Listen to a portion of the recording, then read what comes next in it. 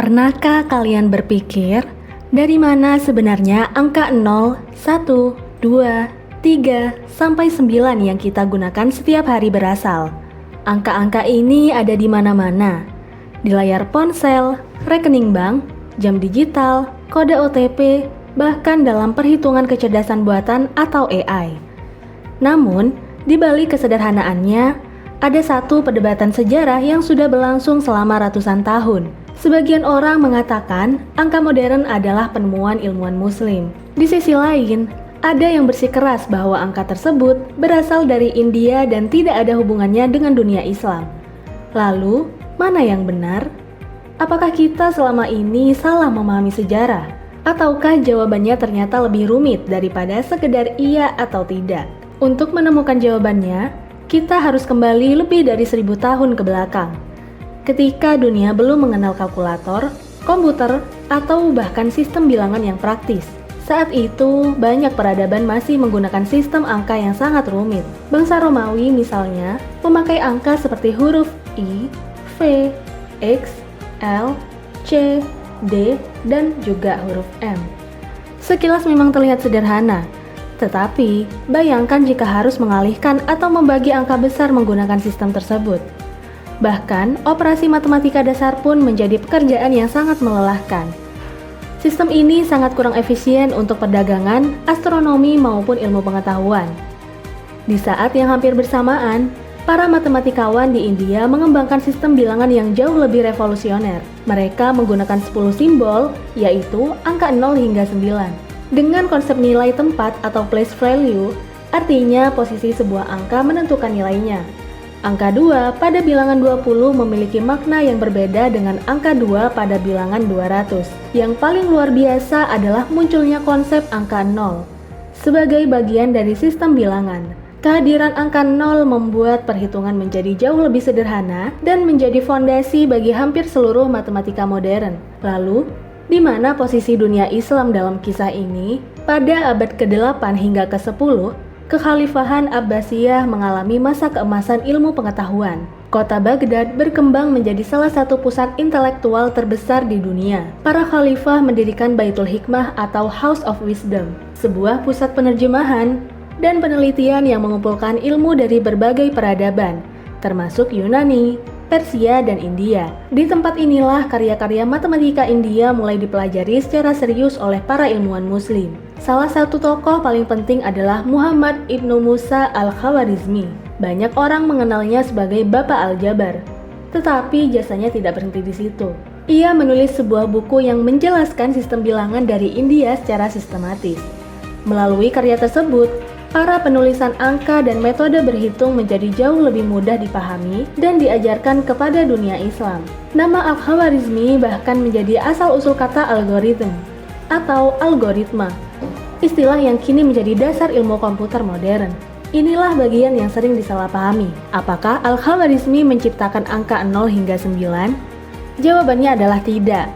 Bukti sejarah menunjukkan bahwa bentuk dasar sistem bilangan desimal dan konsep 0 telah berkembang lebih dahulu di India. Namun, apakah dunia Islam hanya sekedar menyalin? Jawabannya juga tidak sesederhana itu. Para ilmuwan Muslim tidak hanya menerjemahkan, tetapi juga mengembangkan, menyempurnakan, mengajarkan, dan menyebarkan sistem tersebut ke wilayah yang jauh lebih luas. Tanpa proses itu, sangat mungkin angka yang kita gunakan sekarang tidak akan menyebar secepat yang terjadi dalam sejarah. Melalui perdagangan, ekspedisi ilmiah, dan hubungan antara dunia Islam dengan Eropa, sistem angka ini akhirnya dikenal oleh para ilmuwan Barat. Salah satu tokoh yang berperan besar dalam memperkenalkannya di Eropa adalah Leonardo Fibonacci. Setelah belajar matematika dari para ilmuwan Muslim di Afrika Utara, ia menulis buku Liber Abaci pada tahun 1202. Buku tersebut memperkenalkan sistem angka Hindu-Arab kepada masyarakat Eropa dan menunjukkan betapa jauhnya sistem itu lebih praktis dibandingkan angka Romawi. Awalnya banyak orang Eropa menolak penggunaan angka baru tersebut. Sebagian menganggapnya asing, bahkan mencurigakan. Namun, para pedagang segera menyadari bahwa sistem ini membuat perhitungan jauh lebih cepat dan juga akurat. Perlahan tetapi pasti, angka Hindu-Arab menggantikan angka Romawi dalam perdagangan, pendidikan, sains, hingga administrasi pemerintahan. Dari sinilah fondasi matematika modern mulai terbentuk. Lalu, mengapa sampai sekarang angka yang kita gunakan sering disebut sebagai Arabic numerals atau angka Arab? Alasannya bukan karena angka tersebut diciptakan di Jazirah Arab, melainkan karena orang-orang Eropa pertama kali mengenalnya melalui dunia Islam. Dengan kata lain, nama itu mencerminkan jalur penyebarannya, bukan asal mula penemuannya.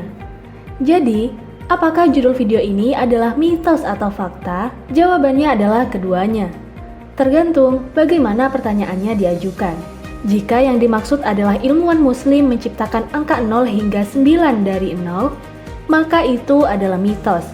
Sistem tersebut berasal dari perkembangan matematika di India. Namun, jika yang dimaksud adalah dunia Islam berperan besar dalam mengembangkan, menyempurnakan, dan menyebarkan sistem angka hingga akhirnya digunakan oleh hampir seluruh dunia, maka itu adalah fakta yang didukung banyak catatan sejarah.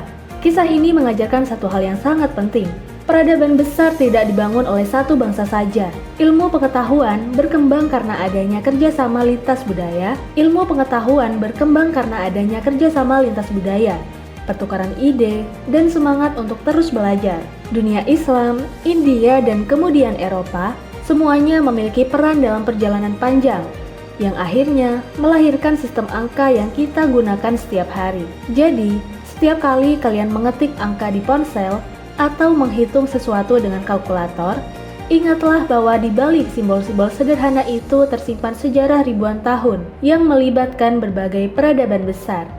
Dan mungkin itulah pelajaran paling berharga dari sejarah, yaitu kemajuan umat manusia selalu lahir ketika ilmu pengetahuan dibagikan, bukan disembunyikan. Kalau menurut kalian, apakah kontribusi dunia Islam terhadap perkembangan sains masih kurang dikenal hingga saat ini? Tulis pendapat kalian di kolom komentar. Jangan lupa like, subscribe, dan aktifkan lonceng notifikasi agar tidak ketinggalan video mitos versus fakta berikutnya. Sampai jumpa di video selanjutnya.